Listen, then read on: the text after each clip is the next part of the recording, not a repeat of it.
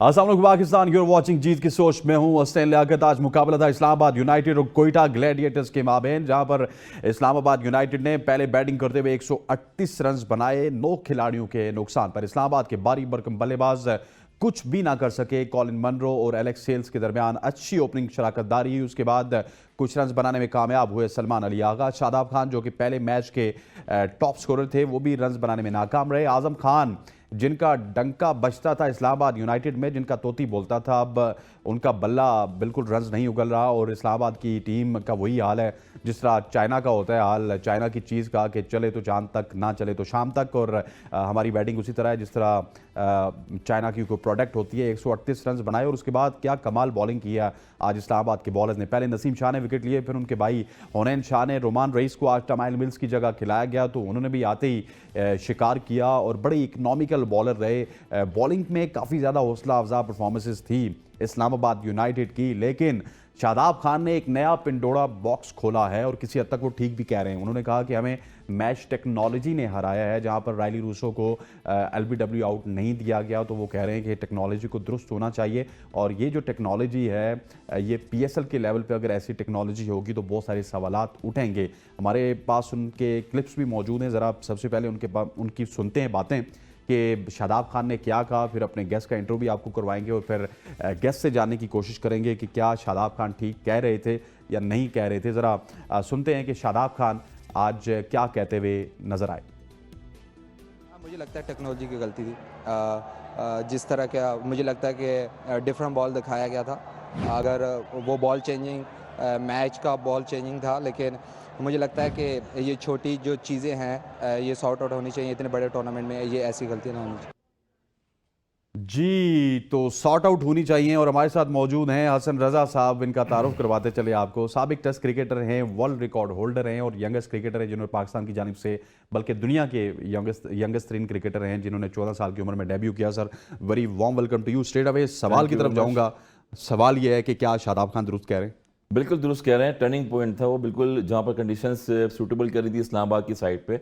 अगर ये विकेट गिरती तो इंपॉर्टेंट था वहाँ पर और मैच जो है वो इस्लामाबाद की फेवर में जाता, मगर फेवर में कोटा की फेवर में गया क्योंकि रेली रॉयस सेट खेल रहे थे और 34 रन की इनिंग्स में वही मैच जिता के गए।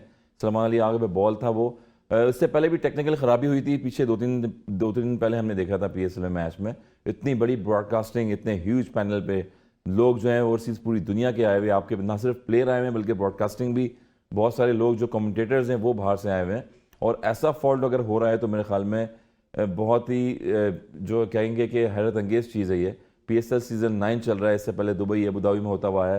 तो ब्रॉडकास्टिंग ऐसी चीज़ है कि बॉल टू बॉल मैच देख रहे होते हैं, दुनिया फोकस होती है इस पर, और जहाँ ऐसे डिसीजन हो जाएँ और ऐसी जो है वो मिसअंडरस्टैंडिंग रहे टेक्नोलॉजी में तो फ़र्क नज़र आ जाएगा। और फ़र्क वो ज़ाहिर नज़र आया कि जब इंटरव्यू दे रहे थे शादाब, तो वहाँ पर उन्होंने जो है अपना गुस्से का इजहार किया। और यही गुस्से का इजहार होता है कि टर्निंग पॉइंट पे ऐसा मैच क्रूशल जहां पर अगर वो अंपायर आउट देते और डीआरएस अलीम डाक बड़े कॉन्फिडेंट थे जब उन्होंने आउट दिया है, मगर वो भी नहीं मान रहे थे। थर्ड अंपायर की बात की, थर्ड अंपायर के बाद वो भी सरप्राइज हो गए जब उनको माइक्रोफोन पे जो है ऑन फील्ड अंपायर खुद थे वो, जब टीवी अंपायर्स ने बताया कि नॉट आउट है ये, तो सरप्राइज हो गया उसके लिए बहुत ज़्यादा। तो मेरे ख्याल में यहाँ से टर्निंग पॉइंट हुआ और मैच। लेकिन सर एक बात है कि जब वर्ल्ड कप में इस तरह की चीज़ें होती थी तो हम कहते थे इंडियन साजिश है। इस वक्त क्या कोयटा की साजिश है? देखिए, कोयटा की साजिश नहीं है, साजिश जो है टेक्नोलॉजी की है। और टेक्नोलॉजी जो है वो आपको पता है कि किस तरह की है और ऐसा नहीं होना चाहिए। डीआरएस में भी था। अगर इंडिया में देखें, कुछ लोगों ने हमें कहा बीच में कि जो हम डिबेट कर रहे थे कि पिच नंबर 5 पे मैच हो रहा था, नंबर 7 पे मैच हो गया। तो ये प्रूफ हमारे पास है कि ना सिर्फ इंडिया में गलतियाँ हुई हैं, एशिया कप में हुई हैं, पिचेस पे होती हैं, आज जो है टेक्नोलॉजी में भी गलती हो गई है। तो वो मिस्टेक जो है वो हुई है और उसमें एक्सेप्ट करना चाहिए। और फिर जो नुकसान हुआ है वो इस्लामाबाद यूनाइटेड की टीम को हुआ है और कैप्टन ने इज़हार कर दिया इसका सारा। वैसे सर इतने बड़े टूर्नामेंट में इस तरह की गलतियां नहीं होनी चाहिए क्योंकि हमारी जो लीग है इसके कंपेटिटर सीधा सीधा इंडिया बनता है। और वैसे ये हमारी खुश फहमी है, खुशगुमानी है कि हम इंडिया के साथ मुकाबले करते हैं। वैसे तो हमारा मुकाबला बिग बैश के साथ बनता है, जिस तरह की हमारी अब लीग हो चुकी है। किसी ज़माने में हम इंडिया के कंपेटिटर हुआ करते थे, लेकिन फिर भी इस तरह की गलतियां हों। फिर आपको याद होगा एक दिन लाइट टावर बंद हो गया, फिर प्रोडक्शन बंद हो गई, 10 मिनट के लिए मैच लाइव नहीं दिखाया गया जिस दिन आप एबटाबाद में थे।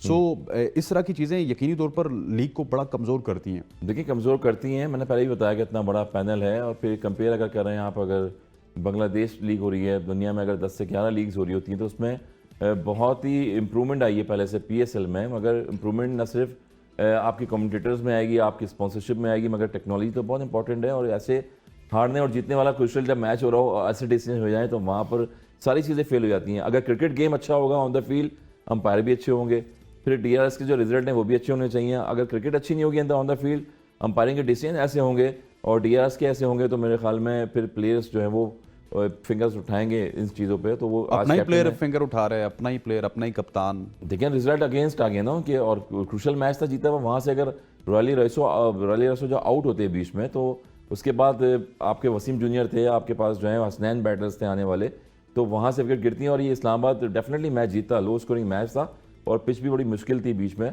तो मेन प्लेयर एक अपनी नेचर से हट के इनिंग्स खेलिए, क्योंकि सिंगल डबल्स की इनिंग्स थी और ज़्यादा हिट नहीं लगनी थी। जितने बैटर्स आउट हुए हैं कोटा के, अगर आप देखें तो वो बैक टू बैक आउट होते गए।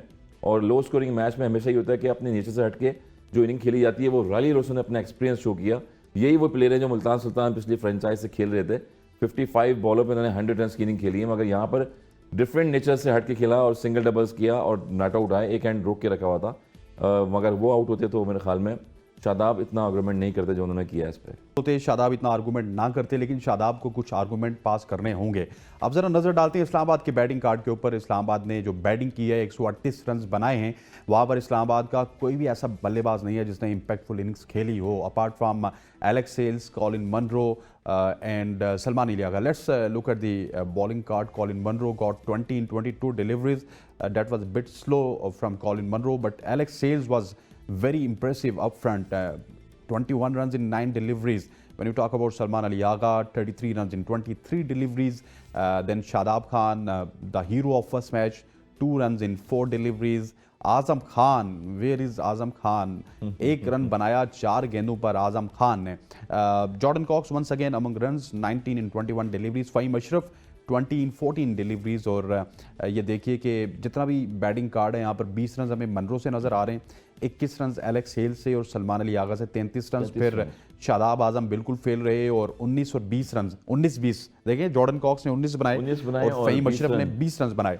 असल इस्लामाबाद की बैटिंग के साथ तो ये प्रॉब्लम काफ़ी अरसे से रहा है कि इस्लामाबाद बहुत ही डिफरेंट माइंड की क्रिकेट खेलती है। जिस तरह इंग्लैंड में बेसबॉल है, तो पाकिस्तान सुपर लीग में इस्लामाबाद की टीम उस तरह है, जिसको कह सकते हैं कि ये बिल्कुल दिमाग से क्रिकेट नहीं खेलते। ये बस आते हैं, दाड़ते हैं और चले जाते हैं। लेकिन देखें, मेरा पॉइंट ऑफ व्यू हसन भाई ये है, सॉरी टू कट यू, कि अगर आप उस तरह की क्रिकेट खेलते हैं ना, तो एक दिन आपकी तरफ से 250 नज़र आना चाहिए।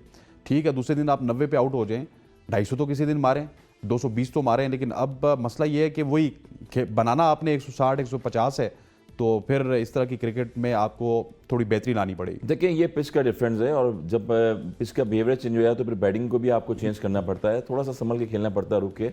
और जब सलमान यहाँ खेल रहे थे एक टाइम पे, तो वहाँ लग रहा था कि मैच लंबा होगा, उनको एक चांस भी मिला, कैच छूटा मोहम्मद आमिर के, जो है मोहम्मद आमिर ने कैच छोड़ा उनका।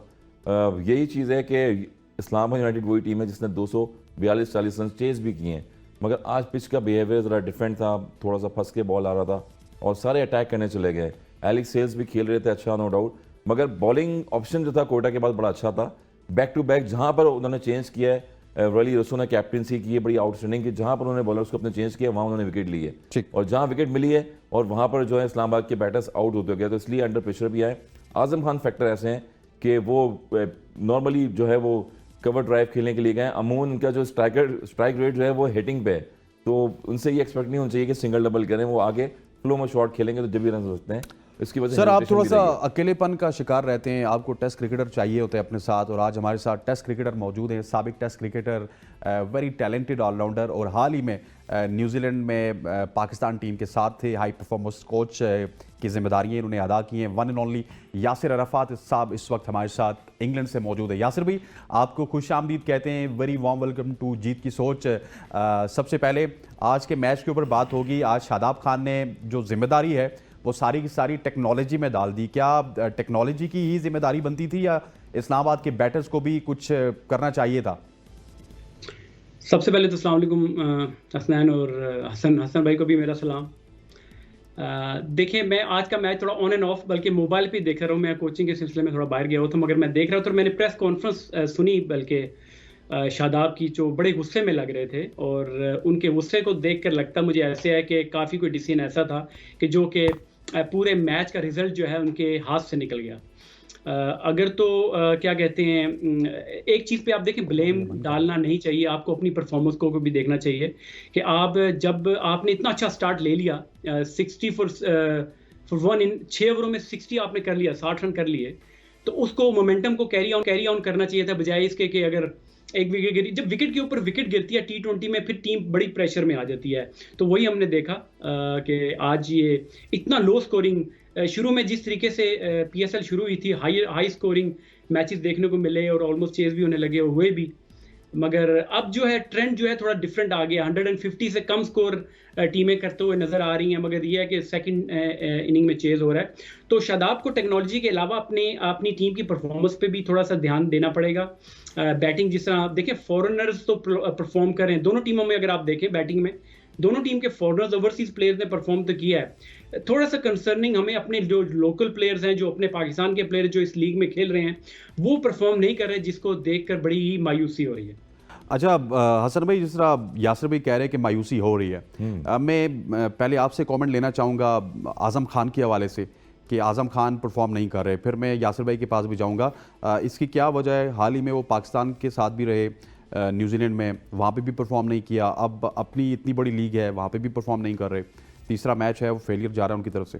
देखिए, वो मैंने पहले भी बताया कि जो उनके नेचर से हट के खेलेंगे गेम तो ज़्यादा पता उनसे रन्स नहीं होंगे। अपनी जो नेचर है जिसमें वो माने जाने जाते हैं, और 114 के जो छक्का लगाते हैं मीटर का, 119 मीटर के छक्के लगाते हैं, तो वो सेंसिबली थोड़ा सा खेलें। एक तो सिंगल्स करें, पिच का बिहेवियर देखें और उसके बाद शॉट खेलें। आप आज भी जब वो खेलने गए थे तो हाफ रेट शॉट उन्होंने खेला अकील हुसैन की बॉल पे, और वली रसूल ने कैच लिया एक्स्ट्रा कवर पे। 3 मैचेस जो हैं वो खेले हैं थ्रू आउट, डोमेस्टिक खेले, सिंध की तरफ से फाइनलाइज टीम थी सिंध की, जहाँ डोमेस्टिक में उन्होंने अपनी टीम को जिताया। फिर पाकिस्तान टीम में नाम आया, उन्होंने डोमेस्टिक में काफ़ी परफॉर्मेंस दी। पाकिस्तान कप में फिर 3 वनडे मैचेस उन्होंने खेले, वहाँ पर उनको चांस मिला, वहाँ परफॉर्म नहीं कर पाए। देखें, कभी भी जब आपको पाकिस्तान टीम के लिए खेलना पड़ता है तो फ्रेंचाइज क्रिकेट अलग होती है, पाकिस्तान टीम में खेलना अलग होता है, वो प्रेशर अलग होता है, उसको हैंडल करना पड़ेगा। अभी आगे वर्ल्ड कप भी आ रहा है, तो अगर आप परफॉर्म करेंगे तो दोबारा वापस कम बैक करके आ सकते हैं, मगर आपको दोबारा एक लंबी इनिंग खेलनी पड़ेगी। और इस्लामाबाद की टीम में सबसे मेन की फैक्टर यही है कि 4 या 5 पे जब वो आते हैं तो मैच का पासा पलट देते हैं, मगर उनको थोड़ा सा स्टे करना पड़ेगा और अपने नेचर के मुताबिक गेम को खेलना पड़ेगा। यही वजह है उनकी। आजम यासिर भाई, आपको आजम खान के फेलियर की वजह क्या लग रही है? हाल ही में न्यूजीलैंड में भी वो आपके साथ थे, वहाँ पे भी फेल रहे कम्प्लीटली, और उसके बाद अब PSL में भी अभी उनका वो इम्पैक्ट नज़र नहीं आ रहा जो पिछले साल वो इम्पैक्टफुल थे। देखिए, आजम खान की भी बात और उसके अलावा बाकी प्लेयर्स का थोड़ा सा मुझे माइंडसेट लग रहा है प्रोफेशनलिज्म की कमी है। देखें, चीज़ें जब आपको आसानी से मिल रही हैं और आपकी कुछ 1-2 लीग्स अच्छी, 1-2 इनिंग्स अच्छी चली जाएं, तो आपको चीज़ों को ग्रांटेड नहीं लेना चाहिए। Every day is a new day. आपको हर मैच में उसी प्रोफेशनलिज्म से जाना चाहिए, और चीज़ों को आप आसानी से जब मिलती हैं तो आप ग्रांटेड लेना शुरू कर देते हैं। तो मैं ये समझता हूं कि आजम खान को देखिए, पाकिस्तान टीम में नो डाउट के उनमें टैलेंट है, उनमें स्किल है, वो पावर हिटिंग बेहतरीन करते हैं। उनको टीम में रखने का मकसद भी यही था पाकिस्तान की कि आपके पास 5वें और 6वें नंबर का प्लेयर नहीं था।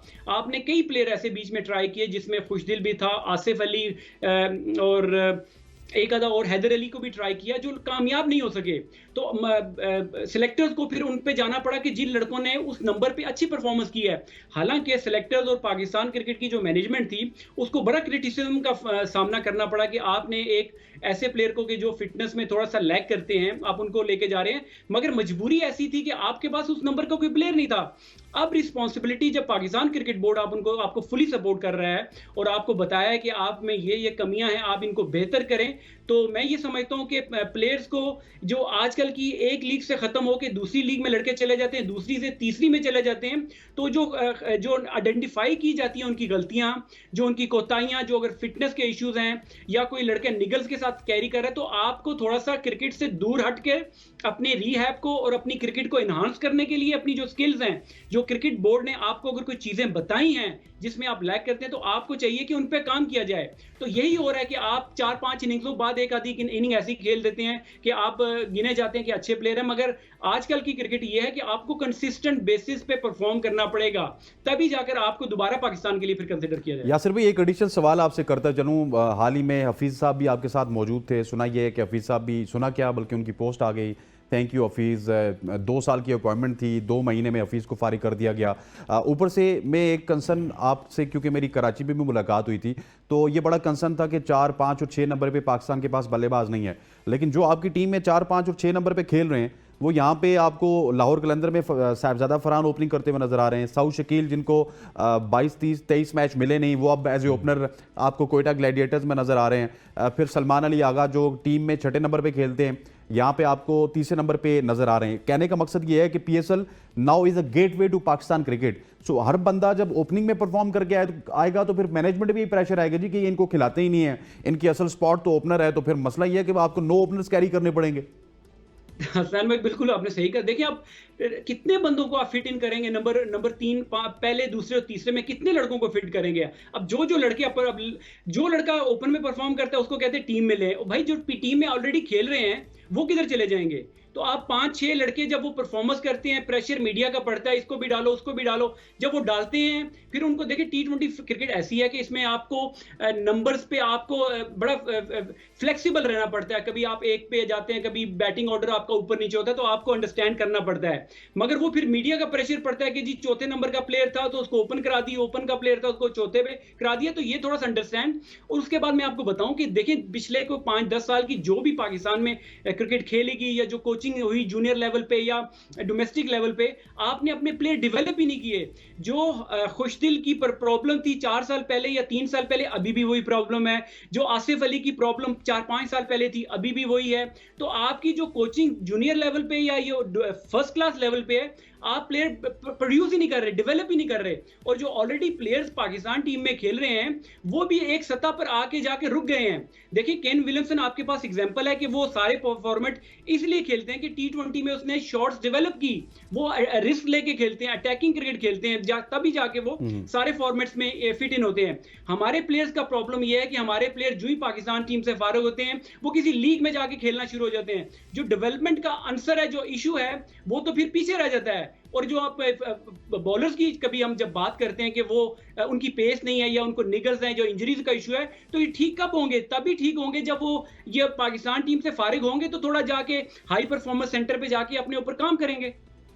ठीक हो गया। यासिर अरफात साहब भी हमारे साथ मौजूद हैं, हसन रजा साहब भी हमारे साथ मौजूद हैं। ख़वातीन और ज़ात यहाँ पर एक शॉर्ट सी ब्रेक लेंगे। ब्रेक के बाद आएंगे तो कोयटा की बॉलिंग के ऊपर मैं ज़रूर बात करूंगा, जो कि बहुत ही आउटस्टैंडिंग नज़र आ रही है। और अकील हुसैन का इस्तेमाल कोयटा बहुत ही इंटेलिजेंट तरीके से कर रहा है। और नवाज लगता यह है कि कराची किंग्स में गए तो that is a blessing and disguise for Quetta Gladiators. Stay with us.